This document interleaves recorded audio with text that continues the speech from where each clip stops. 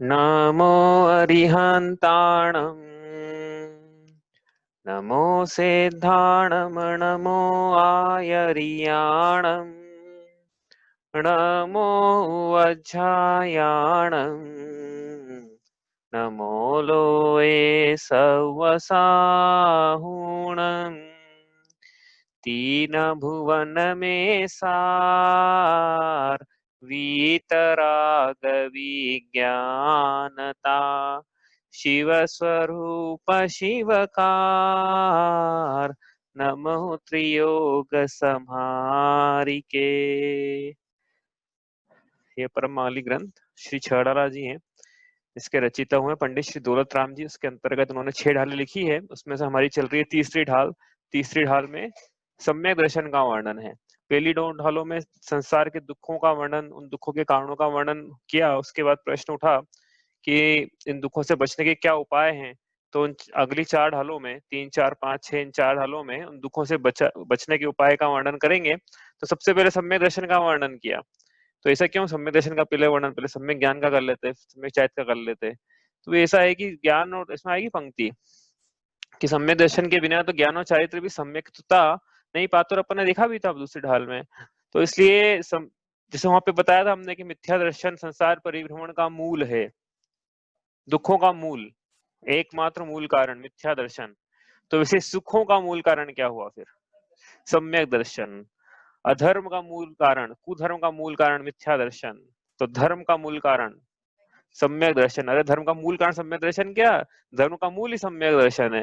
दर्शन पाठ की गाथा में लिखा है आचार्य मुकुंद ने, दंसनम मूलो धम्मो, धर्म का मूल ही सम्यक दर्शन है। और इसमें भी आगे कहेंगे सकल धर्म का मूल यही, इस बिन करनी किल दुखकारी, ऐसा करेंगे। इसमें बात आएगी आगे, वो तो महिमा में आएगी उसकी बात कि। लेकिन कहने का मतलब ये कि सम्यक दर्शन का वर्णन पहले क्या है, धर्म का मूल ही यही है।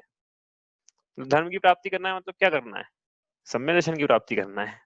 धर्म करना है मतलब क्या करना है, सम्यक दर्शन करना है, इसको प्राप्त करना है। धर्मात्मा मतलब क्या है, मतलब अंतरात्मा। अंतरात्मा क्या होता है इसमें आएगा आगे। तो ये धर्म धारण करने का ये धर्म ये है, और धर्म धारण करने का ये फल है। धर्म धारण करने का क्या फल है, धर्म धारण करने का फल है सम्यक दर्शन, सम्यक ज्ञान, सम्यक चारित्र की प्राप्ति। धर्म धारण करने का ये फल नहीं कि धर्म के कारण मुझे पुण्य का आश्रय हो, पुण्य का बंध हो, देवायु का बंध हो, साता का उदय चले, और लाभांतराय का अच्छा क्षयोक्षम हो, मुझे पर पदार्थों की प्राप्ति हो। ये धर्म धारण करने का फल नहीं है। धर्म धारण करने का फल तो धर्म की प्राप्ति है। और धर्म मतलब सम्यक दर्शन ज्ञान चारित्र। गृहस्थ भूमिका में सम्यक दर्शन सम्यक ज्ञान, मुनि अवस्था में सम्यक चारित्र, ये धर्म धारण का फल है। इसलिए हम ये सबसे पहले सम्यक दर्शन पढ़ रहे हैं, क्योंकि इसके बिना ज्ञान और चारित्र की प्राप्ति नहीं होती है। पहला छंद हमारा चल रहा है, इसको पढ़ते हैं हम। आत्म को हित है सुख सो सुख, आकुलता बिन कहिए, आकुलता शिव माही न ताते, शिव मग लाग्यो चाहिए। सम्यक दर्शन ज्ञान चरण शिव मग सो दुविध विचारो, जो सत्यारथ रूप सुनिश्चय कारण सो व्यवहारो। तो यहाँ पे बात आई क्या कि हमें अपना हित करना है। अपना मतलब किसका, करते तो आ रहे हैं अपना हित। भाई अपना मतलब वास्तविक अपन जो है यथार्थ में, मैं जीव हूँ, मैं आत्मा हूँ। तो मुझे अपना आत्मा का हित करना है, मतलब मेरा हित करना, दूसरे की आत्मा का हित नहीं करना है। वो देखेंगे अपन कितना करना है कितना नहीं करना है। हो नहीं तो आप बोलोगे ऐसा कैसा धर्म है तो हम देखेंगे बाद में। लेकिन मुझे अपनी आत्मा का हित करना है। आत्मा का हित सुख में है, सुख निराकुल अवस्था में है, निराकुल अवस्था मोक्ष में है। और मोक्ष क्या है, यही आत्मा की शुद्ध अवस्था है। तो जब आत्मा की शुद्ध अवस्था प्रकट होती है तो उसका मतलब निराकुलता प्रकट होती है। आत्मा की शुद्ध अवस्था ही निराकुल अवस्था है। तो मतलब मोक्ष की प्राप्ति करना है, निराकुल अवस्था की प्राप्ति करना है। तो मोक्ष की प्राप्ति करने के लिए क्या करें, जो भी मोक्ष मार्ग है, जिन साधनों से मोक्ष की प्राप्ति होती है, उस मोक्ष मोक्ष मार्ग पर लगना चाहिए। हाँ, सीधी सी प्रेरणा मिली यहाँ पे। तो मोक्ष मार्ग पे क्यों लगे, धर्म का धारण क्यों करें, क्योंकि हम अपना हित चाहते हैं, सुख की प्राप्ति करना चाहते हैं, सच्चे सुख की प्राप्ति करना चाहते हैं। तो फिर प्रश्न उठा कि मोक्ष मार्ग क्या है। तो यहाँ मतलब है सम्यक दर्शन, सम्यक ज्ञान, सम्यक चारित्र, इसकी एकता को मोक्ष का मार्ग कहा है। हम्म और इसका विचार, अभी पंक्ति अपनी वाली पंक्ति चल रही थी कि इसका दो प्रकार से विचार करना चाहिए। क्या लिखा है यहाँ पे, जो सत्यार्थ रूप, जो सत्यार्थ रूप है सुनिश्चय वह निश्चय से मोक्ष, निश्चय नय से मोक्ष मार्ग है, और जो इस सत्यार्थ मोक्ष मार्ग का कारण है वह व्यवहार नय से मोक्ष मार्ग कहा जाता है। ये इसका अर्थ है। ठीक है, अब कर रहे थे पंक्ति अपन, अब जो कल हम कर रहे थे यहाँ पे छोड़ा था वहां से शुरू करते हैं। क्या पढ़ा हमने कल, देखो अपन इस पे चलते हैं। हमने कल ये रत्नत्रय की, मतलब मोक्ष मार्ग क्या है, इसको अपन बोले सम्यक दर्शन, सम्यक ज्ञान, सम्यक चारित्र। इसकी जब उत्पत्ति होती है, स्थिति होती है, वृद्धि होती है, मतलब एक शब्द में रत्नत्रय की उत्पत्ति स्थिति वृद्धि यही मोक्ष मार्ग है। तो रत्नत्रय क्या है, दर्शन ज्ञान चारित्र या आत्मा के गुण हैं, इनकी पर्याय जब समीचीन होने लगे, हाँ, तब मोक्ष मार्ग पूरी समीचीन हो जाए, पूर्णता हो जाए समीचीनता की, तो मोक्ष, बस यही बात है। तो जब तक नहीं हो, जब तक मोक्ष मार्ग, मतलब उत्पत्ति होना चाहिए लेकिन इनकी रत्नत्रय की हो, ऐसा नहीं होगी तो फिर रत्नत्रय की उत्पत्ति नहीं हुई तो क्या बोले उसको, फिर वो देखते हैं अपन, आज वर्णन करेंगे उसका। तो रत्नत्रय की पूर्णता ही मोक्ष है, मतलब निराकुल अवस्था है, मतलब सुख रूप अवस्था है, मतलब अत्यंत अतीन्द्रिय आनंद रूप अचल शाश्वत ऐसी सुख रूप अवस्था है। कल हमने ये देखा था कि निश्चय नय और व्यवहार नय में क्या अंतर है, ये बात आई थी नयों की। तो अपन हमने क्या क्या देखा था, देखो नयों में हमने कल बात शुरू की थी भाई, कहाँ से शुरू, हमने कल क्या क्या पढ़ा था, बिल्कुल शॉर्ट में देखे लिखे बस परिभाषा। तो हमने पढ़ा था अनेकांत मतलब क्या होता है, अनेकांत, ठीक है, किसी को प्रश्न हो तो पूछ लेना भाई। अनेकांत तो किसे कहते हैं, ये कल पढ़ा था हमने। हाँ एक सेकेंड, हाँ, अनेकांत। और क्या देखा था हमने कल, अनेकांतवाद, ठीक है, और फिर स्यादवाद, और क्या पढ़ा हमने कल, प्रमाण, नय के दो मूल नय के नाम, ठीक है, ये था हमने कल पढ़ा था। हाँ, इनमें डिफरेंस वो तो देखा ही था। तो अनेकांत किसे कहते हैं, क्विकली, वस्तु में वस्तुत्व को निपजाने वाले प्रतिपक्षी धर्मों का एक ही समय एक वस्तु में पाया जाना अनेकांत है। ऐसा कहना कि ऐसा होता है अनेकांतवाद है। अनेकांतमय वस्तु का सापेक्षता से कथन करने की कथन पद्धति को स्यादवाद कहते हैं। वस्तु के यथार्थ अधिगम को, जिसके द्वारा यथार्थ अधिगम होता है, यानी सम्यक ज्ञान को प्रमाण कहते हैं। सर्वदेश ज्ञान होता है ये, और उसी वस्तु का एक देश ऐसा ज्ञान जिसमें प्रतिपक्षी धर्म का निषेध न करके उसका प्रमुखता से, एक का प्रमुखता से कथन करके दूसरे को गौण कर दिया जाता है। ऐसे वस्तु के एक देश ज्ञान को, ऐसे वक्ता के या ज्ञाता के अभिप्राय को हम नय कहते हैं। ये तो हमने रिवीजन किया था कल, नयों के कितने भेद होते हैं। तो अपन अनेक अनेक विवक्षाओं से अनेक भेद मिलते हैं। अपन अध्यात्म ग्रंथों की चर्चा करें तो वहां पे मूल रूप से दो भेद पाए जाते हैं, निश्चय नय और व्यवहार नय। निश्चय नय क्या होता है, व्यवहार नय क्या होता है, वो अपन देख रहे थे। निश्चय नय क्या होता है, अब निश्चय नय वस्तु का एक ऐसा एक देश ज्ञान है जो कि अभेद रूप से कथन करता है, असंयोगी रूप से कथन करता है। और व्यवहार नय जो है वो किसी का किसी में मिला के कथन करता है, या एक ही वस्तु में भेद रूप कथन करता है। ये इनकी परिभाषा है निश्चय नय और व्यवहार नय की। निश्चय नय क्या है, जो वस्तु का अभेद रूप से, असंयोगी रूप से स्वाश्रित कथन करे वह निश्चय नय। और व्यवहार नय की अपेक्षा यदि कथन किया जाता है वस्तु का, तो वह पराश्रित होता है, क्योंकि वो एक के भाव को दूसरे के भाव में मिला देता है, एक द्रव्य को दूसरे द्रव्य में मिला देगा, एक पर्याय को दूसरे में मिला देगा, एक गुण को दूसरे में मिला देगा, या तो ऐसा करेगा, संयोग कराएगा, या फिर एक ही में अलग अलग अपेक्षा से भेद डालेगा। इस प्रकार से ये जो कथन होते हैं सब व्यवहार नय के कथन होते हैं। ये इसलिए पराश्रित हैं, इसलिए ये उपचरित है। असत्यार्थ नहीं लिखा है यहाँ पे, आप चाहो तो लिख सकते हो असत्यार्थ सत्यार्थ की अपेक्षा, लेकिन हमने क्या है कि इसको असत्यार्थ कहने में थोड़ा संकोच है इसलिए उपचरित कथन। नहीं तो लोग बोलेंगे झूठा है तो पढ़ क्यों नहीं, भाई झूठा नहीं हो सकता ना। नए क्या है, सम्यक ज्ञान का अंश है। सम्यक ज्ञान मतलब यथार्थ ज्ञान, तो उसका अंश झूठा कैसे हो सकता है, इसलिए असत्यार्थ नहीं लिख सकते यहाँ पे उपचरित लिख सकते हैं यहाँ पे कि हाँ किसी अपेक्षा से ऐसा है, और ऐसा है मानना ही पड़ेगा ना, कि जानना ही पड़ेगा ना किसी अपेक्षा से कि ऐसा है, तो बोलना ही पड़ेगा ऐसा, नहीं तो फिर गड़बड़ हो जाएगी। सब चरणानुयोग का पूरा लोप हो जाएगा, यहाँ से बहुत सारी चीजों का लोप हो जाएगा, सारी क्रियाओं का लोप हो जाएगा। इसलिए ऐसा जानेंगे, ऐसा कहेंगे। ठीक है, ये है निश्चय नय और व्यवहार नय। अब हम कल कर रहे थे, ये बाद में आते निश्चय नय व्यवहार मार्ग पे, पहले हम कर रहे थे निश्चय नय और व्यवहार नय के भेद। तो मैंने क्या टाइम बचाने के लिए नीचे लिख लिए हैं भेद। ठीक है, ये हमने कल शॉर्ट में रिवीजन किया था।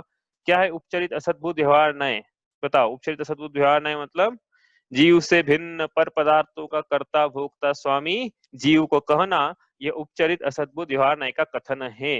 हाँ, पहले नंबर का नए नंबर डाल लें, पर यहाँ पे हमारे जो नंबर चल रहे हैं, मतलब अपने जो चल रहे हैं, उपचरित असद्भुत व्यवहार नए। हाँ, असद्भुत मतलब आत्मा में सत्ता नहीं, आत्मा में नहीं है वो।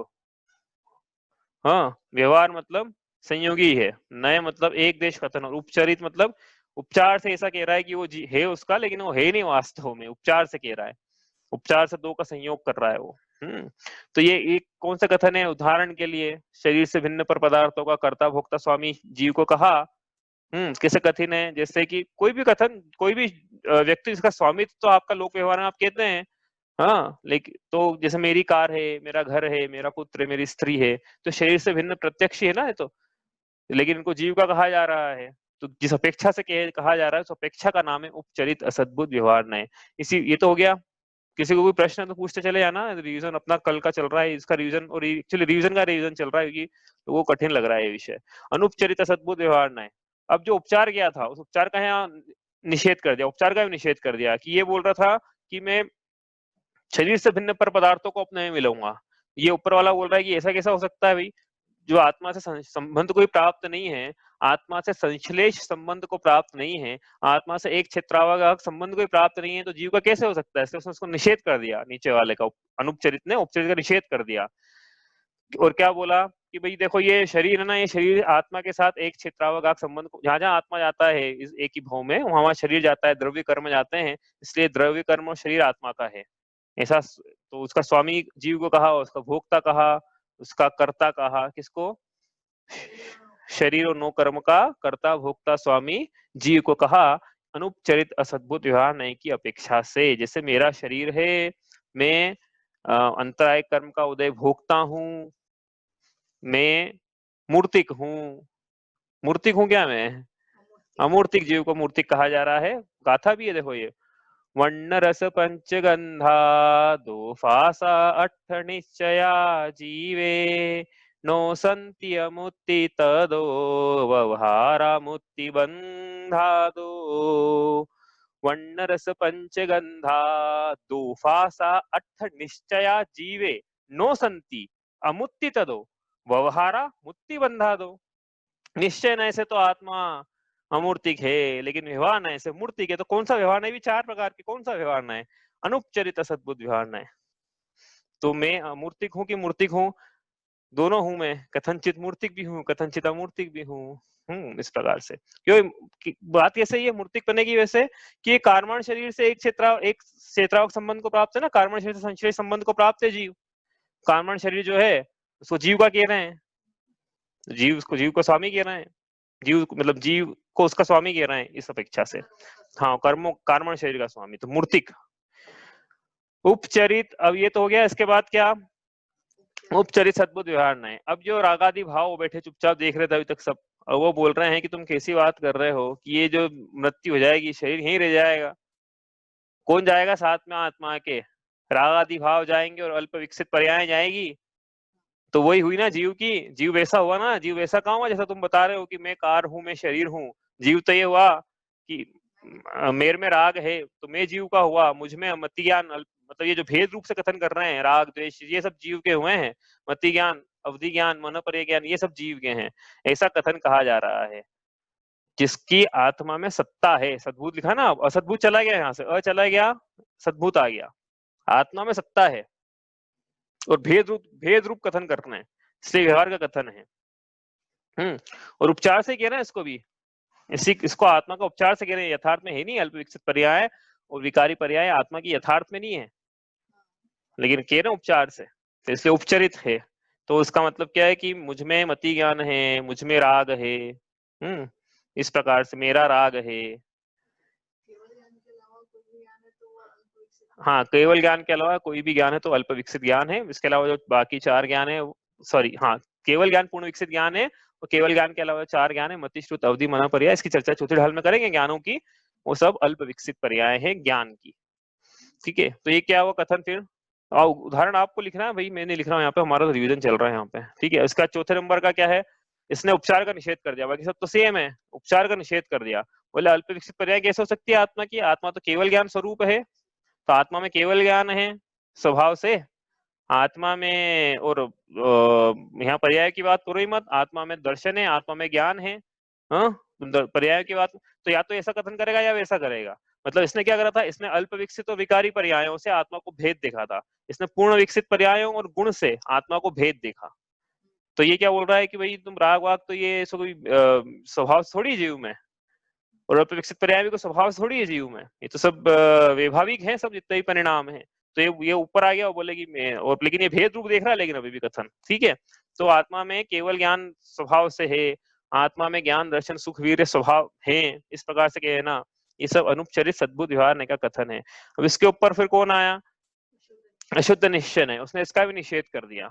ये क्या बोल रहे हैं नीचे वाले, ये भेद रूप कथन कर रहे थे, तो ये ऊपर वाला बोल रहा है अशुद्ध निश्चय है, निश्चय है ना, तो अभेद कथन करेगा, एक देश करेगा, तो ये अभेद करेगा, बोले तो भेद भेद रूप तो है ही नहीं आत्मा, कोई आत्मा भेद वाला है क्या कि एक कोने में राग पड़ा हुआ हो, एक कोने में मति ज्ञान पड़ा हुआ, ऐसा थोड़ी है, आत्मा तो अभेद है, आत्मा वास्तव में अभेद ही है। वो तो भेद तो हम डालते हैं अपने ज्ञान और वाणी में आत्मा को ग्रहण करने के लिए, ये तो ऐसे ही बोलते रहे बार बार कि आत्मा तो आत्मा है, आत्मा तो आत्मा है, तो समझ में कैसे आएगा, तो बोलना पड़ता है कि आत्मा देखो ऐसा है। ये तो जैसे हाथी है, हाथी हाथी ऐसा है, ऐसा कैसे समझ, तो हाथी भैया पेड़ की अपेक्षा से ऐसा है, सूंड की अपेक्षा से वैसा है, इस प्रकार से वो आत्मा दर्शन वाला है, ज्ञान वाला है, तो भेद डाले कथन करना पड़े है, लेकिन है तो अखंड। तो ये अशुद्ध निश्चय ने एक, हाँ अशुद्ध निश्चय ने निषेध कर दिया कि भेद रूप तो है ही नहीं आत्मा, लेकिन ये बोल रहा साथ में कि देखो आत्मा में विकारी, मतलब विकारी पर्यायों से उसने भेद अभेद करा कि आत्मा रागी है, मैं रागी हूं, ऐसा कहा। पहले बोला था मैं, मुझ में राग है, अब कह रहे हैं मैं रागी हूं, मैं क्रोधी हूं, मैं मानी हूं, इस प्रकार से। तो इसलिए अशुद्ध निश्चय का कथन है, ठीक है।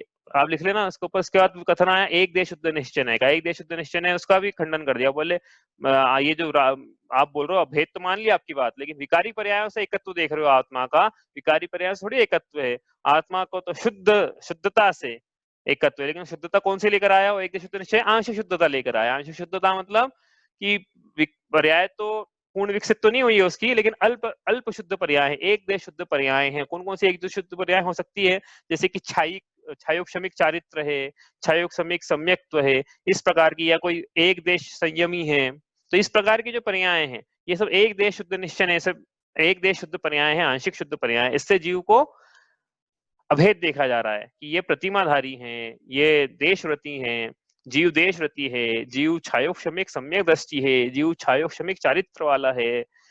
इस प्रकार से एक देश शुद्ध निश्चय ने क्या करा कि अशुद्ध निश्चय का निषेध कर दिया, और अभेद तो रखा लेकिन अल्प विकसित पर्याय से रखा उसने, विकारी पर्यायों से नहीं करा।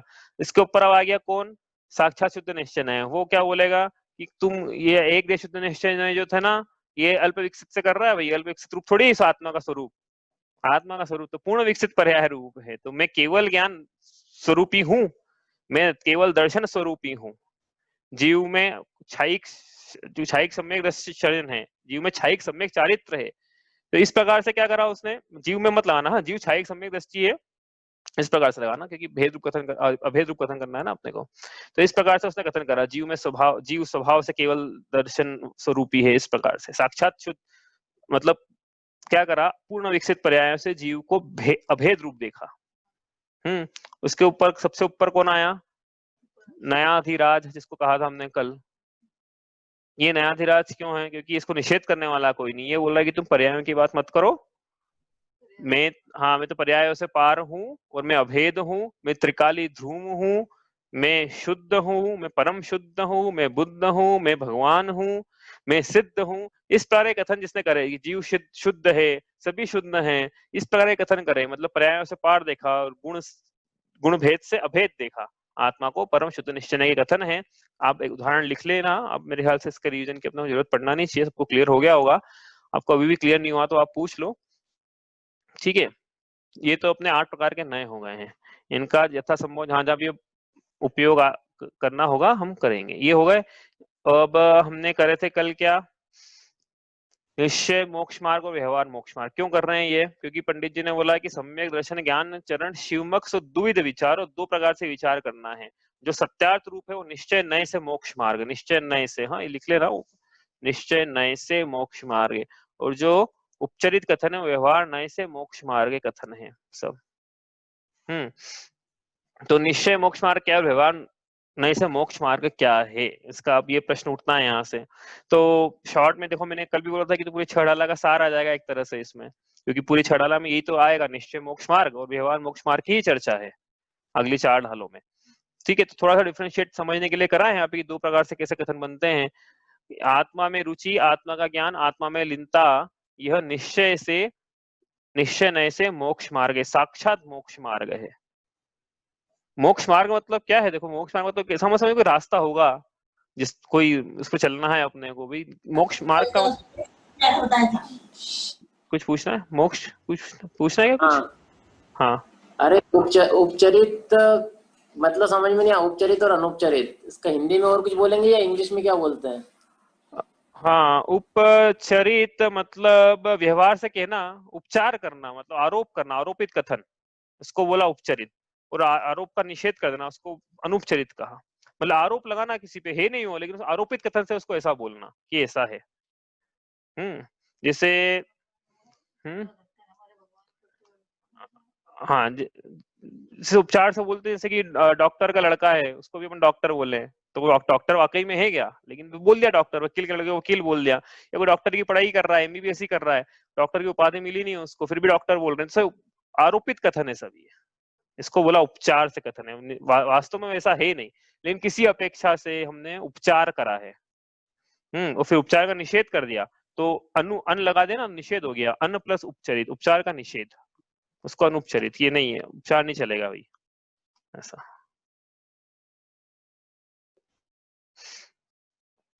ठीक है, चलो। निश्चय मोक्ष, निश्चय नय से मोक्ष मार्ग, व्यवहार नय से मोक्ष मार्ग हम पढ़ रहे थे।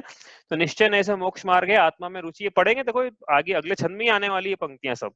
आपको लगेगा कि ये सब तो पढ़ा ही नहीं और ये कहाँ से आ गए डिफरेंस इतने सारे। सब आएगा, सब एक एक करके शुरू हो जाएंगे, वो सब आना ही है। अगले छंद में ये आएगा, उसके अगले छंद में ये आ जाएगा, सब एक एक करके आना शुरू हो जाएंगे अब ये। ठीक है, तो आत्मा में रुचि, आत्मा का ज्ञान, आत्मा में लीनता, ये निश्चय नय से मोक्ष मार्ग है। सात तत्वों में श्रद्धा, सात तत्वों का ज्ञान और शुभ राग रूप चारित्र या व्रत समिति गुप्ती, इनका इसमें निवृत्त, इसमें प्रवृत्ति रूप क्रिया, यह सब व्यवहार नय से मोक्ष मार्ग कहे हैं। क्या है इसको समझेंगे हम थोड़ी थोड़ी देर में अभी, लेकिन अभी पूरा डिफरेंस कर लेते हैं हम लोग। फिर ये निश्चय नय क्या है? ये अभेद रत्नत्रय रूप है। व्यवहार नय भेद रत्नत्रय रूप है। ये सत्यार्थ है, ये उपचरित है, असत्यार्थ नहीं बोल रहा हूँ, उपचरित है। निश्चय नय, ये जो निश्चय मोक्ष मार्ग है यही साध्य है, व्यवहार मोक्ष मार्ग ये साधन है, यह कार्य है, यह कारण है। कैसे है वो अपन समझेंगे, क्योंकि उन्होंने लिखा ना, जो सत्यारथ रूप सुनिश्चय कारण सो व्यवहार, पंक्ति है ये, जो सत्यारथ रूप सुनिश्चय कारण सो व्यवहार, ऐसा लिखा है ना ऊपर, पंक्ति है ना। और इसमें आपको भेद डालना है तो वो डाल सकते हैं, जैसे कि यह निवृत्ति परक है, निवृत्ति परक, यह प्रवृत्ति परक है। तो नहीं समझ में आया ना, तो कोई दिक्कत नहीं, समझने के लिए बैठे हैं, पूरा अपन समझेंगे धीरे धीरे धीरे जहां जैसा प्रसंग आएगा। जो अपन लिस्ट बना रहे हैं कि पूरी एक समझ लो इंडेक्स बन रहा है ये, छह डाला, अगले चार ढालों में क्या आएगा उसका इंडेक्स एक तरह से तैयार हो रहा है। तो इंडेक्स में फिर आगे आगे जहां समझ में आएगा वो समझेंगे। निवृत्ति परक है, प्रवृत्ति परक है, ये वीतराग भाव रूप है, वीतराग भाव रूप, ये सराग अवस्था रूप है। और आपके लिस्ट बना सकते हैं इसमें, और ये तो अपन ने क्या समझने के लिए बनाई है। अब यहाँ से आगे चले तो कल का अपना रिवीजन थोड़ा सा हमने किया, क्योंकि थोड़ा विषय कठिन ऐसा लगा मुझे कि लोगों को कठिनाइयां हो रही है। आपको समझ भी नहीं आया तो पूछो, यहाँ से आगे चलना है अपने को। ठीक है, हो गए एक, आगे चले यहाँ से। अब देखो बात क्या है, क्या लिखा वहां पे, दो प्रकार से विचार करना है मोक्ष मार्ग का। तो मोक्ष मार्ग क्या है समझ में आ रहा है ना। मोक्ष मार्ग जब भी बोले तो वही बोल रहा हूँ, फिजिकल मार्ग में ढूंढने लग जाना। मोक्ष मार्ग मतलब आत्मा में ही मिलेगा। हाँ, कल बोला था ना, रणत्तम न वट्टई अपाणम मुइत्तु अन्न द्रव्यम, यही रत्नत्रय आत्मा को छोड़कर अन्य द्रव्यों में नहीं मिलता है, तो स्वयं में ही यहाँ खोजना है। ये रत्नत्रय रूप जो धर्म है, इनकी उत्पत्ति वृद्धि, ये सब आत्मा में ही है, बाहर नहीं मिलेगा। तो बाहर की इस मार्ग पे चलेंगे, उस मार्ग पे चलेंगे, तो जब भी मार्ग बोले तो ये तीन गुण आना चाहिए ख्याल में, दर्शन ज्ञान चारित्र। हाँ, जब भी मार्ग बोले ये तीन गुण आएंगे ख्याल में, तो बात, तो मतलब बात समझ में आई। ठीक है, तो ये मोक्ष मार्ग जो है मतलब क्या, मतलब क्या मोक्ष मार्ग है मतलब क्या, दर्शन ज्ञान चारित्र, इनकी समीचीनता की उत्पत्ति स्थिति और वृद्धि। लिखा ना ऊपर, रत्नत्रय की उत्पत्ति स्थिति वृद्धि, ये मोक्ष मार्ग है। तो ये रत्नत्रय की उत्पत्ति, स्थिति और वृद्धि दो प्रकार से जानना है। एक तो साक्षात सत्यार्थ रूप, और एक उस सत्यार्थ की प्राप्ति में जो कारण बना। तो कारण को भी हम कह रहे हैं कार्य, उपचरित कथन है, कारण में कार्य का उपचार कर रहे हैं। जैसे कोई उदाहरण दिया था ना अभी कि डॉक्टर बन रहा है, तो डॉक्टर बनने के लिए एमबीबीएस कर रहा है, तो ये कारण बनेगा डॉक्टर बनने के लिए कार्यकारी होगा ये। लेकिन जब एमबीबीएस कर ही रहा है तो उस कारण में कार्य का उपचार करके उस स्टूडेंट को ही हम डॉक्टर बोल रहे हैं। ठीक है, समझ में आ रही ना बात? इसलिए व्यवहार को क्या बोला? कारण बोला। कार्य क्या है लेकिन? निश्चय, सत्यार्थ रूप वो है। अब यहाँ पे बात देखो करनी अपने को ये है कि कब कब ये, जैसे हमारी बात करें तो क्या हम मोक्ष मार्गी हैं? यहाँ से बात शुरू करते हैं। हम मोक्ष मार्गी हैं कि नहीं है, मतलब हमें रत्नत्रय की उत्पत्ति, स्थिति या वृद्धि इनमें से कुछ एक पाया जा रहा है कि नहीं पाया जा रहा है, ये प्रश्न ये है। ठीक है, और यदि पाया जा रहा है तो क्या मोक्ष मार्गी हैं? और नहीं पाया जा रहा है, मान लो एक आदि पाया जा रहा है, तो क्या मोक्ष मार्गी हैं? तो देखो यथार्थ में क्या है, यथार्थ तो ये है, सत्यार्थ रूप ये है निश्चय से, तो मोक्ष मार्ग यही है कि रत्नत्रय की उत्पत्ति हो, वृद्धि और स्थिति हो, मतलब सम्यक दर्शन, सम्यक ज्ञान, सम्यक चारित्र, तीनों की एकता एक साथ पाई जाए। सम्यक दर्शन, सम्यक ज्ञान, सम्यक चारित्र, तीनों की एकता पाई जाए तो ही हम जीव को मोक्ष मार्गी कहेंगे। भगवान महावीर को जब मोक्ष हुआ, मोक्ष जाने के ठीक पहले, मोक्ष मार्ग क्या है? मोक्ष का कारण है ना, यह समझ में आती है ना? ये मोक्ष मार्ग मोक्ष का कारण है। मोक्ष मार्ग पे चल के ही जीव मोक्ष की प्राप्ति करता है। रत्नत्रय की उत्पत्ति, स्थिति और वृद्धि के बाद ही रत्नत्रय की पूर्णता होती है। रत्नत्रय की पूर्णता ही मोक्ष है। तो रत्नत्रय की पूर्णता में कारण क्या है? रत्नत्रय की वृद्धि। रत्नत्रय की वृद्धि में कारण क्या है? रत्नत्रय की स्थिति। रत्नत्रय की स्थिति में कारण क्या है? रत्नत्रय की उत्पत्ति। तो भगवान महावीर के मोक्ष जाने में कारण क्या बना? उसी समय रत्न, हम ये बोलेंगे कि भाई रत्नत्रय की पूर्णता हुई और मोक्ष हुआ, तो रत्नत्रय की पूर्णता एक अपेक्षा से कारण यही बोल दे। चलो, रत्नत्रय की पूर्णता में कारण क्या बना? रत्नत्रय की वृद्धि।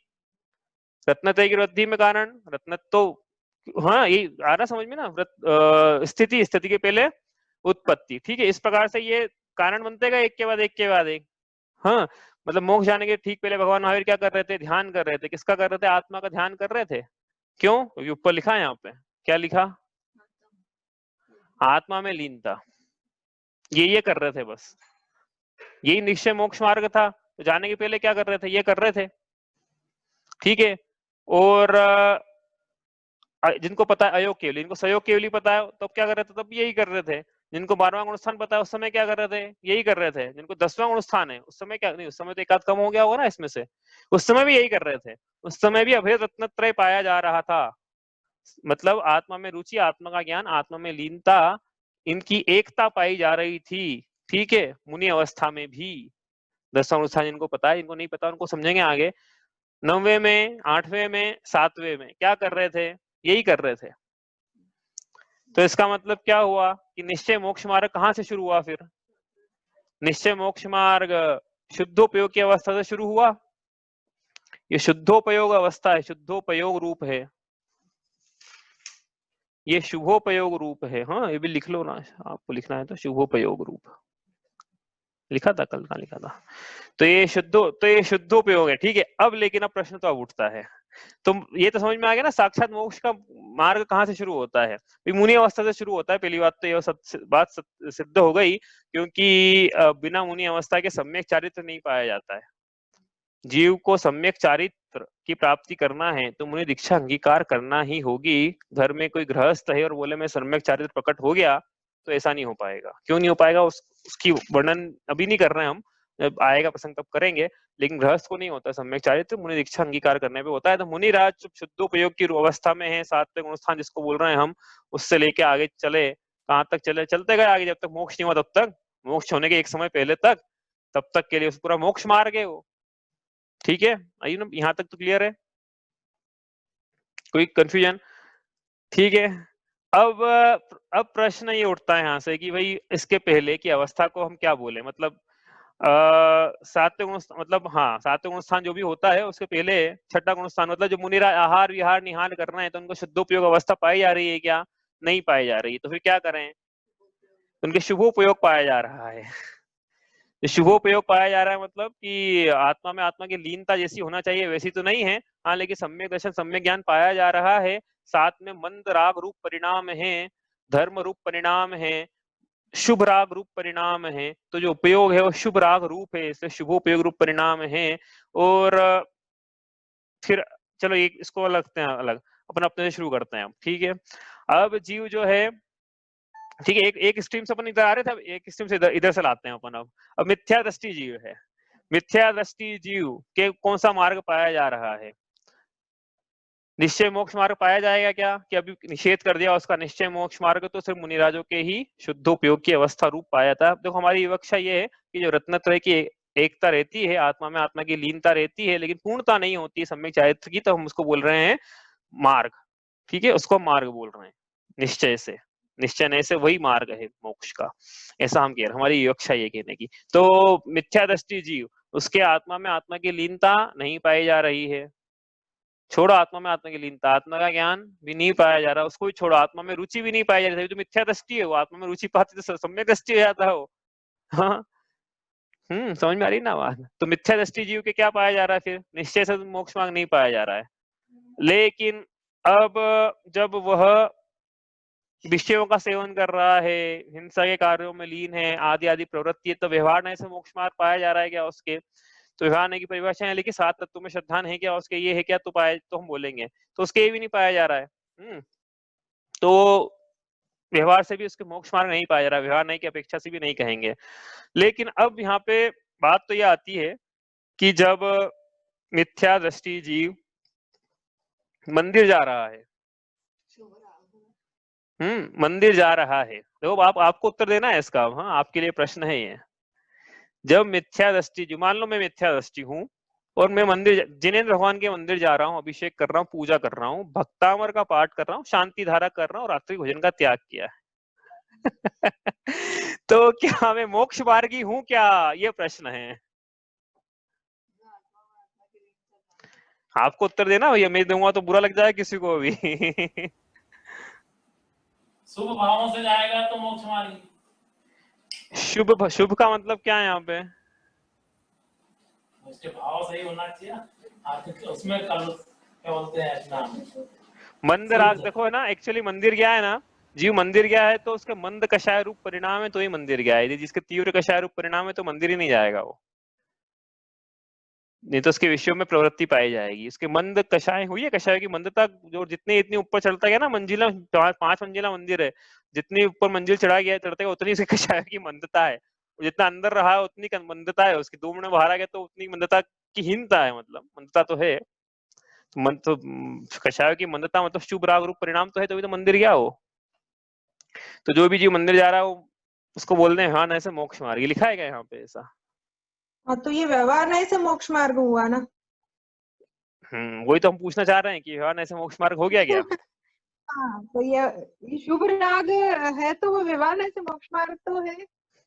अच्छा, इसमें एक करेक्शन कर देते हैं भैया, शुभ राग रूप व्रत समिति गुप्ती रूप चारित्र। अब बोलो, ठीक है, अब तो बात ही खत्म हो गई सब। अब तो मुनिराजों की चर्या हो गई वो।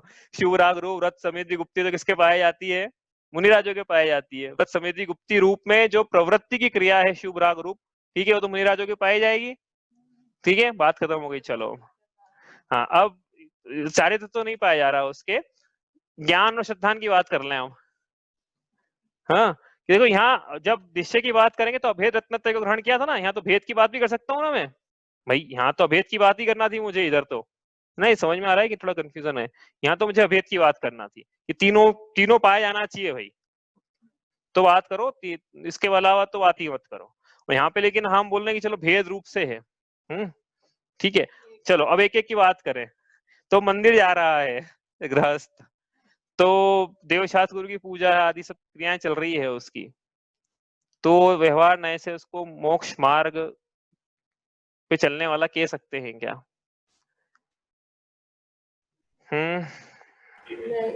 व्यवहार के बगैर तो निश्चय धर्म की प्राप्ति हो ही नहीं सकती है।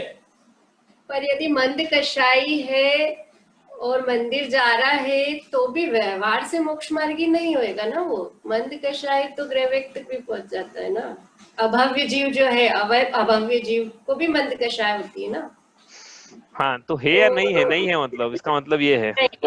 हाँ, मेरा नहीं है तो कब कहेंगे फिर? हाँ, मोक्ष मार्गी नहीं है। श्रद्धान होएगा, 7 तत्वों में श्रद्धान होएगा तभी ज्ञान मोक्ष मार्गी कहला जाएगा। लिखा तो है यहाँ पे भैया, बहुत देर लग गई बोलने में। यहाँ लिखा तो था, साफ साफ लिखा है यहाँ पे, देखो यहाँ पे कि 7 तत्वों में श्रद्धान ज्ञान।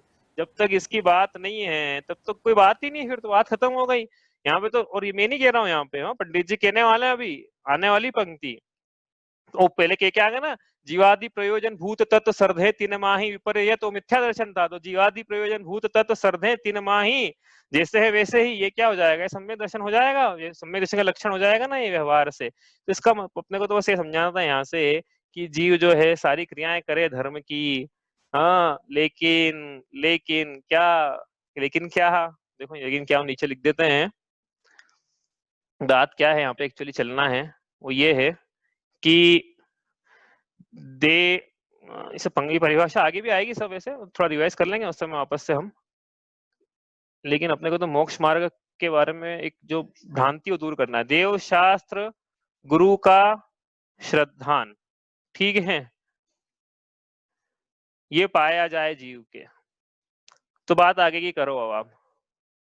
7 तत्वों का श्रद्धान,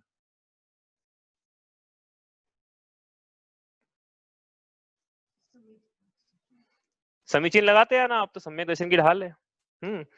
इसके बाद स्वपर का श्रद्धान, इसके बाद आत्मा का श्रद्धान।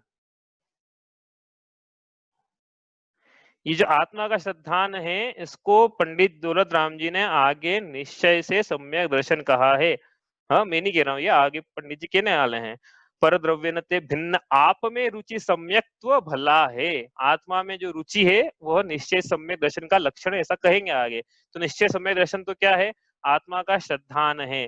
लेकिन एक कार्य होने में अनेक कारण बनते हैं, तो आत्मा का श्रद्धान होने में कारण बना स्वपर का श्रद्धान। हाँ, स्वपर का श्रद्धान कारण होने में बनने बना, कार्य होने में कारण बना 7 तत्वों का श्रद्धान। 7 तत्वों का श्रद्धान कार्य होने में कारण बना देव शास्त्र गुरु का श्रद्धान। तो अकेला देव शास्त्र गुरु का श्रद्धान, मंदिर जा रहा है तो पहली बात तो देव शास्त्र गुरु का श्रद्धान ही है कि ऐसे ही जा रहा है, परंपरा से जा रहा है। देव शास्त्र गुरु की खबर भी है कि नहीं, कि देव शास्त्र, सच्चे देव शास्त्र गुरु का स्वरूप क्या है, देव की परिभाषा मतलब प्रतीति है कि नहीं। चलो परिभाषा नहीं भी आए, जीव को आना चाहिए वैसे, लेकिन नहीं भी आ रही है, तो पता भी है कि नहीं देव कैसे होते हैं। वीतरागी होते हैं, सर्वज्ञ होते हैं, अनंत चतुष्टय के धनी होते हैं, निराकुल होते हैं, इंद्रियों से सुख की प्राप्ति नहीं करते हैं, ऐसे देव का स्वरूप है। शास्त्र अनेकांतमयी सयादवाद का पोषण करता है, अनेकांत का पोषण करता है, वीतरागता का पोषण करता है।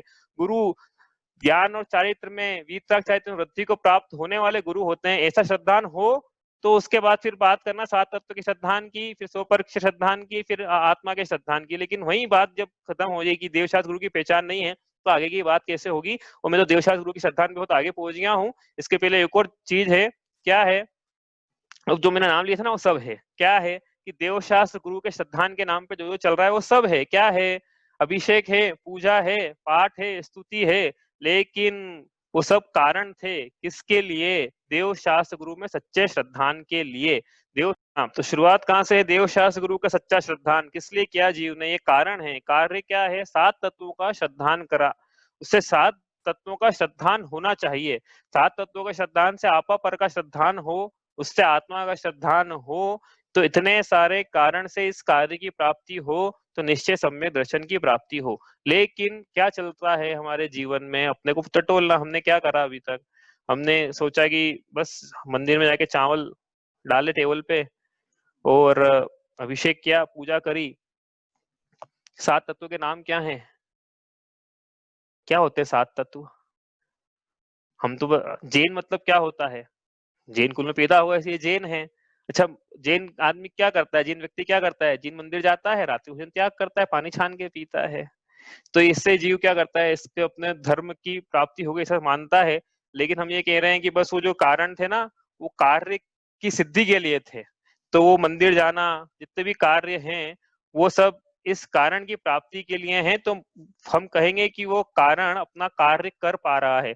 यदि कारण से कार्य की सिद्धि नहीं हुई तो कैसे कहें कि वो कारण कारण है? समझ में आई बात? नहीं आई? वापस कहें, मंदिर जाने से सम्यक दर्शन की प्राप्ति होती है। हाँ, ये सब पूरी सीरीज बना दी ऊपर से लेके नीचे तक। हाँ, देव दर्शन सम्यक दर्शन की प्राप्ति का निमित्त ऐसा आगम का कथन है। अपन निमित्त पढ़ेंगे सम्यक दर्शन के, तो उसमें प्रसंग लेंगे ये कि जिन बिंब के दर्शन से सम्यक दर्शन की प्राप्ति होती है। तो मंदिर जाना, जिन बिंब का दर्शन करना, उससे सम्यक दर्शन की प्राप्ति होती है। प्रवचन सार जी की गाथा नंबर 80। जो जान दी अर्हंतम दवत्त गुणत्त पज्जयेति, सो जान दी अप्पाणम मोहो खलु जाति तस्य लयम। जो जानति अर्हंतम दवत्त गुणत्त पज्जयते ही, जो अरिहंत को जानता है, जो अरिहंत को गुण द्रव्य गुण पर्याय से जानता है, वह वास्तव में अपनी आत्मा को जानता है और उसके मोह का निश्चित तौर पे अंत होता है। मतलब जिन बिंब के दर्शन मात्र से ही, उनको जानने मात्र से सम्यक दर्शन की प्राप्ति है। और जिन बिंब दर्शन निमित्त बनता है सब जानने में, अरिहंत को जानने में और उससे अपनी आत्मा को जानने में। तो ये जीव ने यदि ये नहीं किया और क्या करा, जिन बिंब पत्थर के दर्शन करके आ गया, चावल डाल के आ गया, नमोकार मंत्र बोला उसने, नमोकार मंत्र का भाव भी पता नहीं, अर्थ भी पता नहीं। अरिहंत किसे कहते हैं पूछे, पता नहीं कौन है अरिहंत। सिद्ध होंगे कोई भगवान है बस। भगवान तो खुद ही डिफाइन कर सकते हैं हम, भगवान होते हैं। हाँ, ऐसा बोल के पहली क्लास में उसमें भी ये प्रसंग लिया था अपन ने, जब नमोकार मंत्र का अर्थ किया था। तो वो सब तो किया, लेकिन ये सब नहीं किया जो नीचे लिखा हुआ है। तो बिना कारण, जब तक कार्य की प्राप्ति न हो तब कारण को कारण कहें कि नहीं कहें, ये प्रश्न है। जिन बिंब दर्शन से सम्यक दर्शन की प्राप्ति होती है, तो सम्यक दर्शन की प्राप्ति यदि नहीं हुई हो तो फिर जिन बिंब को हम सम्यक दर्शन की प्राप्ति का कारण कहें कि नहीं कहें। जब तक कार्य की सिद्धि नहीं, तब तक कारण को कारण कहा जा सकता है क्या? ये बहुत बड़ा प्रश्न है। इसका उत्तर तो मैं क्या दूं, ये अपने आप में बहुत बड़ा प्रश्न है, क्योंकि इसमें काफी सारे अलग अलग विवेचना है, अलग अलग विद्वानों की, पंडितों की। लेकिन यहाँ पे हम जो विवक्षा लेंगे वो जो पंडित दौलत राम जी ने लिखा है वही विवक्षा से करेंगे। लेकिन अभी तो कहना ये चाह रहे हैं कि मिट्टी के घड़े को घी का घड़ा कब से कहना शुरू करना चाहिए, ये प्रश्न है। मिट्टी के घड़े को घी का घड़ा कब से कहना शुरू करना चाहिए? जब उसमें घी भरेंगे। जब उसमें घी भरेंगे। देखो, एक तो उत्तर यह है कि जब से घी भरेंगे तभी कह पाएंगे। हाँ, देखो बहुत सारी चीजें हैं। हाँ,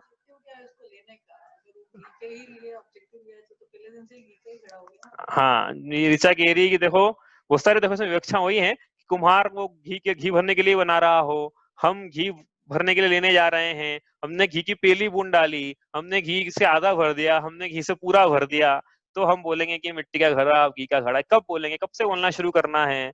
क्यों प्रश्न क्यों उठा रहे? मिट्टी का घड़ा कहाँ से आ गया, ये घी का घड़ा कहाँ से आ गया?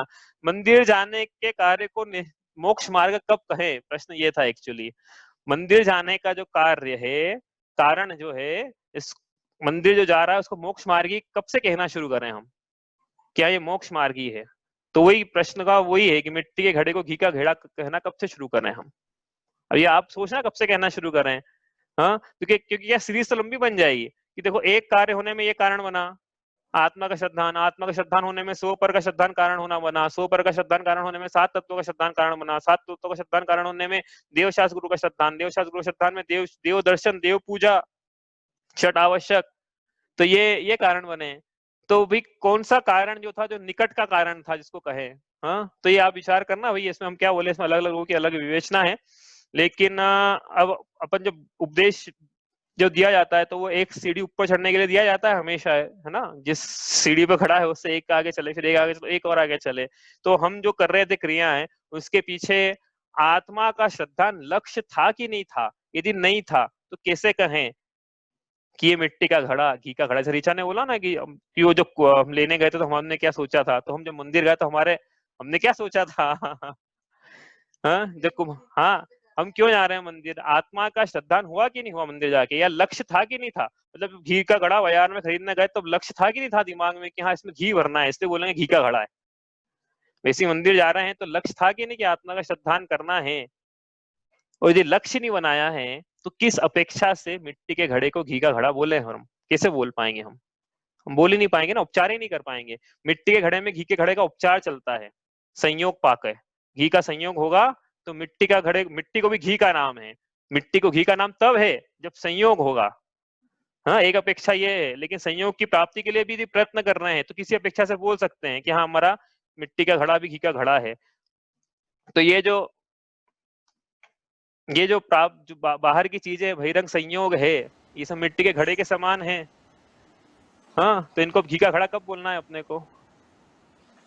हम तो बचपन में आते थे तो रोटी मिलेगी इसलिए आते थे भैया, दर्शन करके आओ तभी रोटी मिलेगी। शुरुआत तो वैसे ही होती है, नहीं शुरुआत तो वैसे ही होती है, कोई बने बनाए भगवान तो नहीं आए ना यहाँ पे, शुरुआत तो वैसी ही होती है, हमारी शुरुआत भी ऐसी थी।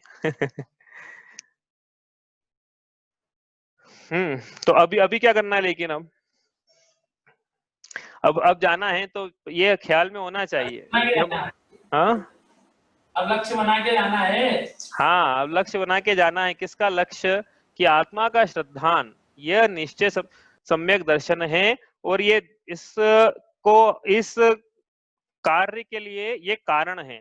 लेकिन कारण को कारण तभी बोल पाएंगे जब कम से कम कार्य की सिद्धि होते हुए दिखे। कार्य की सिद्धि होते हुए नहीं दिख रही है तो हम कैसे बोलेंगे कि ये कारण है? तो अब आप समझ लेना इसका क्या मतलब है कि जितनी भी क्रिया चल रही है धर्म की, धर्म के नाम पे पता नहीं क्या क्या चल रहा है, सब कुछ चल रहा है, लेकिन जो चलना चाहिए उसकी खबर भी है कि नहीं? आत्मा के श्रद्धान की, आपा पर श्रद्धान की, 7 तत्वों के श्रद्धान की, जो 4-4 घंटे विधान में बैठ रहे हैं उनको खबर है कि नहीं कि ये करना है? और यदि नहीं खबर है तो कैसे बोलें कि ये धर्म का कार्य कर रहे हैं? मेरे को तो बस ये कहना था आपसे, कैसे कहें, किस अपेक्षा से कहें? आत्मधर्म की खबर नहीं, सम्यक दर्शन की खबर नहीं, मोक्ष मार्ग की खबर नहीं, 7 तत्वों की खबर नहीं, देवशास्त्र गुरु की पूजा कर रहे हैं, देवशास्त्र गुरु के सच्चे स्वरूप तक की खबर नहीं, तो मंदिर जाने वाले को कैसे कहें कि ये मोक्ष मार्गी है? मिट्टी के घड़े को कैसे कहें कि ये घी का घड़ा है? खबर ही नहीं है कुछ। मेरे को तो इतना ही बोलना था बस, बाकी ज्यादा बोलूंगा तो हो सकता है किसी को मेरे को तो की बात तो रखना पड़ेगी ना अपनी भैया, तो बात क्या समीचीनता की वर्णन चलेगा यहाँ से, व्यवहार मोक्ष मार्ग का वर्णन तो खुद चलेगा आगे, पहली पंक्ति में आने वाला व्यवहार मोक्ष मार्ग की सबसे पहली पंक्ति में यही आएगा, 7 तत्वों का श्रद्धान। मैं अपने मन से नहीं बोल रहा हूँ यहाँ पे। और ये देवशास्त्र गुरु का श्रद्धान रत्नाकर शावकाचार्य जी में लिखा है, आत्मा का श्रद्धान ये समय सार जी आदि ग्रंथों में लिखा हुआ है। सब ऐसी परिभाषा, सम्यक दर्शन की परिभाषा पढ़ेंगे जब सम्यक दर्शन आएगा। लेकिन अपन तो हाँ ऊपर आ जाते हैं अपने विषय पे कि व्यवहार मोक्ष मार्ग को व्यवहार मोक्ष मार्ग कब बोलें? जब निश्चय मोक्ष मार्ग का वो साक्षात कारण बनता हुआ दिखे तो बोले, नहीं बन रहा है तो कैसे बोलेंगे कि ये कारण है? और यहाँ तो ठीक है, अभी एक बहुत बड़े सत्पुरुष हुए कांजी स्वामी, वो तो ये तक बोलते हैं कि भैया व्यवहार मोक्ष मार्ग को मैं व्यवहार मोक्ष मार्ग तब बोलूंगा जब निश्चय मोक्ष मार्ग प्रकट हो जाएगा। जब निश्चय मोक्ष मार्ग प्रकट नहीं हुआ तब तक तो मैं व्यवहार मोक्ष मार्ग को व्यवहार मोक्ष मार्ग भी नहीं बोलूंगा, क्योंकि जब तक कार्य नहीं हुआ तब तो मैं कैसे बोलूं कि कारण है? हाँ, कार्य सिद्ध हो जाएगा तब बोलूंगा भूत निगम ने ऐसे कि हाँ ये कारण बना, जब बने ही नहीं, हो ही नहीं रहा है, पता नहीं क्या चल रहा है। पुण्य का आश्रय, पुण्य का बंध, देव आयु, इंद्रियों के विषय भोग, इनकी प्राप्ति हो जाए, अनुकूलता बनी रहे, साता बनी रहे, तो ये धर्म की प्राप्ति कहाँ हो रही है? कैसे बोले इसको हम? तो केस कब बोलेंगे फिर? वही बताया ना अभी, जब घी डल जाएगा उसमें, बोला ना अभी अम्मी ने, जब घी डल जाएगा उसमें तो बोलेंगे फिर हम कि ये मिट्टी का घड़ा घी का घड़ा है। घी डले ही नहीं उसमें। चलो फिर भी एक अपेक्षा है, चलो वहां तक उस एक्सट्रीम पे नहीं ले जाए अपन, तो कम से कम साक्षात कारण बनता हुआ दिखे कि हाँ बन ही रहा है बस, तो हम बोलेंगे कि हाँ ये बस डलने वाला है घी उसमें। अब तो बोलेंगे हाँ ये तो घी का घड़ा हुई तो गया, उपचार मात्र, अब तो औपचारिकता बाकी रह गई है बस, अब ये मिट्टी का घड़ा घी का घड़ा बन चुका है उपचार से। समझ में आ रही ना बात? ज्यादा मैं इसको लंबा नहीं लूंगा मैं, आप थोड़े से में बहुत समझ लेना। जितनी भी क्रियाएं चल रही है धर्म के नाम पर, उसके पीछे आत्मा का लक्ष्य है कि नहीं, आत्मा की रुचि है कि नहीं, आत्मा का ज्ञान है कि नहीं, और श्रद्धान में ऐसा है कि नहीं आत्मा की लीनता ही साक्षात मोक्ष मार्ग है।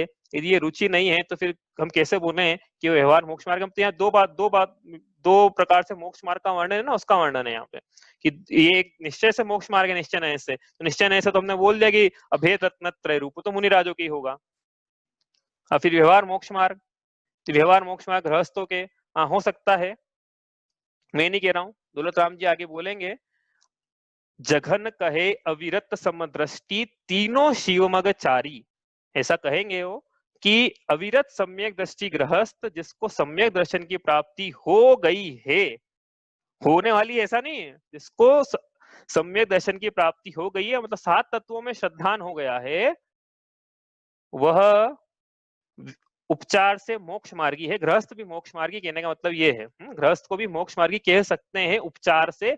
अब आप बोलेंगे ऐसा कैसे कह दिया आपने, मैं नहीं कह रहा हूँ, दौलत राम जी कहने वाले, मैं तो वहीं से उठाया मैंने, तो आप बोलेंगे नहीं मुनिराज को ही बोलो, तो हम तो जो दौलत राम जी ने कहा वो कह रहे हैं यहाँ पे। जघन कनो लिखा है, जघन कहे अविरत समदृष्टि तीनों शिव मगचारी। जघन अविरत सम्यक दृष्टि मतलब ऐसा सम्यक दृष्टि जिसने व्रतों को अंगीकार नहीं किया है, अनुव्रतों को भी अंगीकार नहीं किया है, ऐसा, और ये ढाल भी उसी की है, ग्रह सम्यक दृष्टि, वह भी मोक्ष मार्गी है, ऐसा दौलत राम जी कहने वाले हैं। तो लेकिन वो व्यवहार से है भाई, उपचार से है, कम से कम 7 तत्वों में श्रद्धान प्रकट हो गया ना उसके, अब वो मोक्ष मार्गी है। ठीक है, समझ में आई बात? किसी को कुछ पूछना है यहाँ से?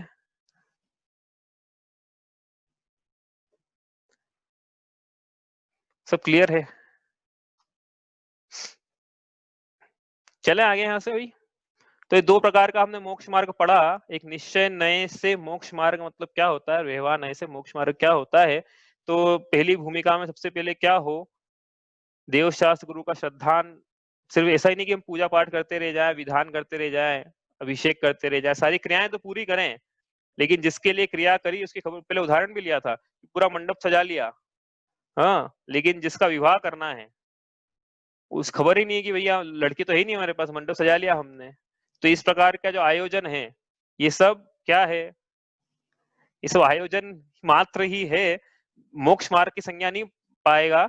यहाँ तक भी लिखा है कि यदि कोई मोक्ष मार्ग प्रकाशक में ऐसा लिखा है, नाम ही ग्रंथ का है मोक्ष मार्ग प्रकाशक, तो उसमें ऐसा लिखा है कि यदि बिना सम्यक दर्शन के कोई जीव मुनि दीक्षा को भी अंगीकार कर ले तो वो भी मोक्ष मार्गी नहीं है, वह मुर्दे की ठठरी के समान है, मुर्दे की श्रृंगार के समान है, क्योंकि शोभायमान नहीं। तो अंतरंग में सबसे पहली भूमिका में 7 तत्वों में श्रद्धान पूर्वक आत्मा में श्रद्धान हो तो हम कहेंगे कि जीव मोक्ष मार्गी है, नहीं तो कारण तो मिला लिया इसने और कार्य की खबर ही नहीं है। अब आप मेरे के ना आप लगाना कि कहाँ से कहना शुरू करें। हम नहीं कह रहे हैं कि मिट्टी के घड़े को घी का घड़ा कहना कब से शुरू करना है, क्योंकि इसमें बहुत सारे, मैंने कहा ना, अलग अलग लोगों की अलग अलग इसमें प्रणुपना है। जैसे भी मैंने बताया कि इनकी प्रणुपना तो ऐसी की बोलेंगे जब घी डल जाएगा तभी बोलेंगे हम, तो एक की ऐसी है कि नहीं भाई आप मिट्टी का घड़ा बनने को तैयार हो जाएगा तो निगम ने ऐसे बोलेंगे कि इसमें एक घी का घड़ा है, तो हम नहीं कह रहे हैं, लेकिन हम बस इतना कह रहे हैं, मतलब कौन से नए से कहना हम ये नहीं कहना, लेकिन हम ये कह रहे हैं कि बस अब अपने को प्रयोजन सिद्ध होते हुए लगे तो हम कहेंगे कि हाँ ये हो रहा है, 7 तत्वों में श्रद्धा हो गया है, तो फिर तो कोई बात ही नहीं है, व्यवहार मोक्ष मार्गी है ही है। और यदि नहीं हुआ 7 तत्वों में श्रद्धान तो फिर हाँ हो रहा है, तो फिर उसकी जो भी क्रियाएं हैं धर्म की, पूजा पाठ विधान अभिषेक भक्तामर का पाठ हो, शांति धारा हो, जो भी हो, लेकिन वो उस तरफ ले जा रही है, तो हम कहेंगे कि हाँ भैया अभी कारण मिल गए हैं, इनको कार्य होने वाला ही है, बस इमीडिएट कारण है। क्योंकि एक कार्य के पीछे कारण की वो लंबी ट्रेन होती है, इसके पीछे ये, इसके पीछे ये, इसके पीछे, तो कहाँ से कहना शुरू करेंगे हम? तो हम तो ये बोलेंगे जो इमीडिएट कारण है, बस वो कारण मिलने के बाद हम बोलना शुरू कर देंगे कि हाँ ये वास्तव में यही कारण था, बाकी सब तो कारण ही नहीं थे। ठीक है, यही बात समझ में?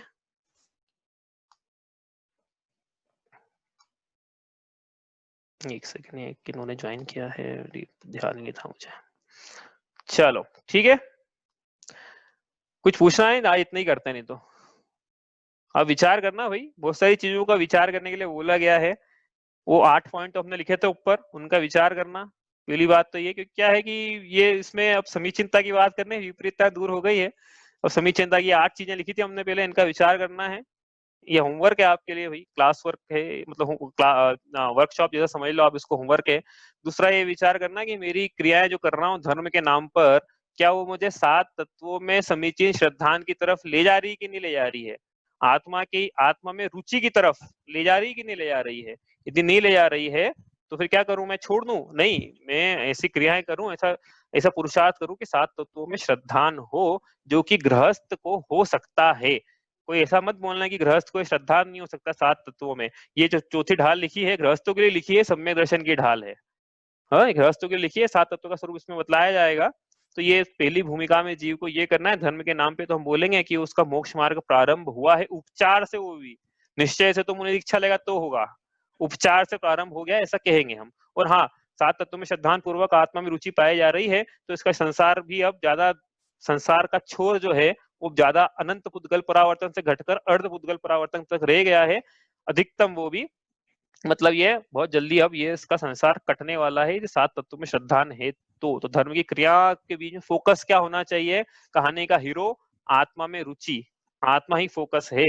हाँ, आत्म का हित क्या है उसकी चर्चा चल रही है यहाँ पे। तो आत्म का हित यही है कि आत्मा में रुचि हो, आत्मा का ज्ञान हो और आत्मा में लीनता हो। और जब तक आत्मा में लीनता ना हो तब तक श्रद्धान हो कि हाँ आत्मा में लीनता ही कार्यकारी है, और न हो तो कम से कम 7 तत्वों में श्रद्धान पूर्वक आत्मा का श्रद्धान हो। यह गृहस्थ अवस्था के में जीव के पाया जाता है, इसलिए यदि जीव के नहीं पाया जा रहा है तो इसकी प्राप्ति करे। ठीक है, इतना ही करते हैं आज। कोई प्रश्न किसी का तो आप पूछ लो।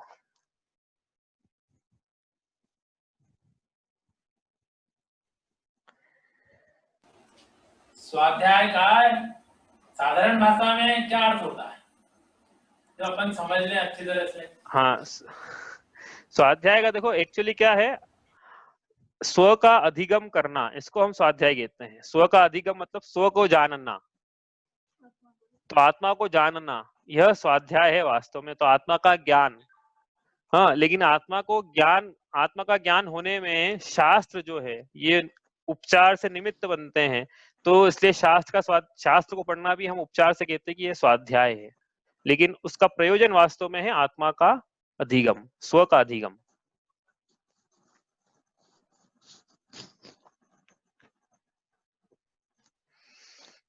चलिए इतना ही करते हैं। और एक मिनट, वो चरणानुयुक्त, द्रव्यानुयुक्त, प्रथमानुयुक्त, इनमें क्या अंतर होता है? एक अध्याय करने वाले को मतलब कैसे समझ जाइए उसका? नहीं, क्या समझ में नहीं आया? इन 3 अनुयोगों में क्या अंतर है, ऐसा पूछ रहे हो आप? अनुयोग, चरणानुयोग, ये क्या अंतर होता है? मुझे नहीं पता है डिफरेंस। प्रथमानुयोग, कर्णानुयोग, चरणानुयोग और हाँ। द्रव्यानुयोग में क्या अंतर होता है? तो ये अंतर है ना, अब क्या है, अब हाँ। टाइम हो गया है, शॉर्ट में ये अंतर कौन होता से है। किस कैटेगरी में है मतलब? हाँ, शॉर्ट में ये अंतर होता है। देखो नीचे लिख देते हैं अपन, शॉर्ट में ही अंतर है। अभी आज तो क्या प्रसंग सम्यक दर्शन का चल रहा है, सम्यक दर्शन पे हटाएंगे। सम्यक दर्शन की परिभाषा चरणानुयोग से ये है। अभी क्या अपन कल दिखेंगे, ये जहाँ आचरण की अपेक्षा से कथन हो चरणानुयोग। तो देव शास्त्र गुरु का श्रद्धांत सम्यक दर्शन है, चरणानुयोग का कथन है। ठीक है, आत्मा का श्रद्धांत सम्यक दर्शन है, यह द्रव्यानुयोग का कथन है। अभी ये द्रव्यानुयोग में तीनों भी ले सकते हैं हम, ये तीनों द्रव्यानुयोग के कथन हैं। कर्णानुयोग के हिसाब से क्या सम्यक दर्शन है, तो वो कर्मों की अपेक्षा चलेगी उसमें कि मोहनीय कर्म का कुछ कुछ होता है। हाँ, क्षयोपशम होता है या उपशम होता है या क्षय होता है, तो वो कर्णानुयोग की अपेक्षा से। जहाँ कर्म की अपेक्षा कथन चले, मतलब शॉर्ट में आपका उत्तर, प्रश्न का उत्तर ये है, जहाँ आचरण की अपेक्षा से कथन चले चरणानुयोग, जहाँ कर्म, भावना, 3 लोक की रचना, षट काल परावर्तन की अपेक्षा से कथन चले वो कर्णानुयोग, और जहां द्रव्य की अपेक्षा से कथन चले, 6 द्रव्यों के 5 अस्तिकायों की चर्चा चले, 7 तत्वों की चर्चा चले, तो द्रव्यानुयोग, और जहां पुराण पुरुषों की, महापुरुषों की कथाओं का वर्णन हो वह प्रथमानुयोग। इस प्रकार से वर्णन आचार्य समंतभद्र द्वारा किया हुआ मिलता है। ठीक है, जो हम पढ़ रहे हैं ये 6 डाला, ये चरणानुयोग है? नहीं, इसमें सभी का वर्णन है। इसमें चौथी ढाल में, छठी ढाल में चरणानुयोग का वर्णन है, तीसरी ढाल में द्रव्यानुयोग का वर्णन आएगा। इसी में हम थोड़ा सा कर्णानुयोग भी ले लेंगे। 5वीं ढाल जो है वो भावना की ढाल है, तो उसको कर्णानुयोग में डाल देंगे। पहली ढाल जो थी संसार, उसमें हमने जो 3 लोक की रचना ली थी वो कर्णानुयोग थी। उसमें जो चतुर्गति संस्करण कर्मों के माध्यम से समझा है वो सब कर्णानुयोग का वर्णन है। तो इस प्रकार से एक ही ग्रंथ में अलग अलग से भी वर्णन मिलता है।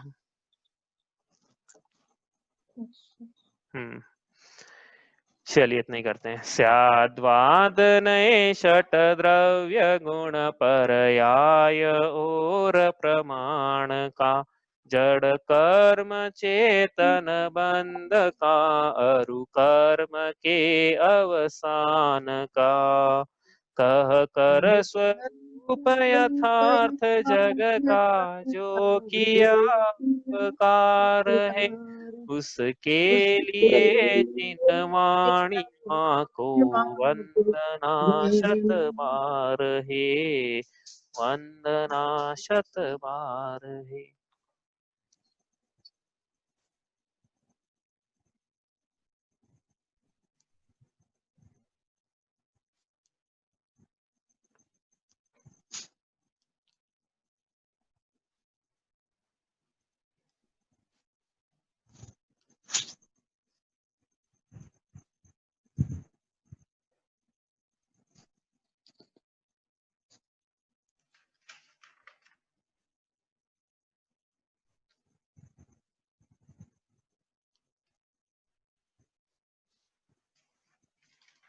जय जिनेन्द्र। जय जिनेन्द्र। जय जिनेन्द्र।